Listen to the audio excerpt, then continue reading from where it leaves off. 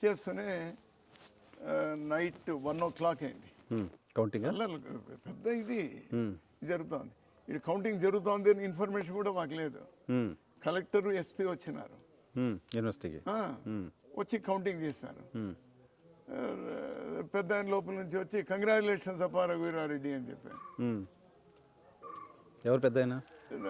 వెంకటరామ్ వాళ్ళ ఫాదరు అనంత వెంకటరెడ్డి, అప్పుడు ఎమ్మెల్సీ అతను. కంగ్రాచులేషన్స్ అప్పా అన్నాడు.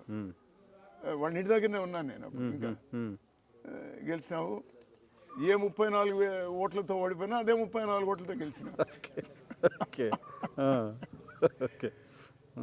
ఫస్ట్ నేను, సెకండ్ ప్లేస్ కమ్యూనిస్ట్, కొన్నాడు మళ్ళీ third place. Okay okay okay okay.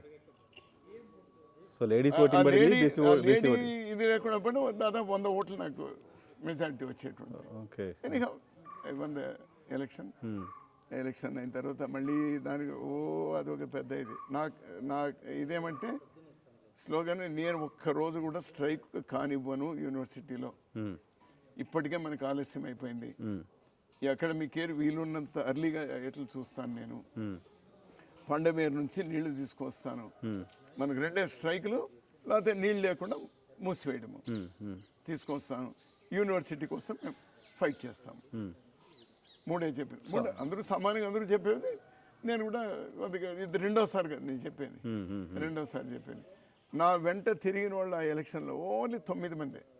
10వ వాళ్ళు నా వెంట తిరగలేదు. ఓన్లీ 9 మందే. సో మీరుంటే గొడవలు ఉండవని బిలీవ్ చేశారు వాళ్ళు. చేశారు.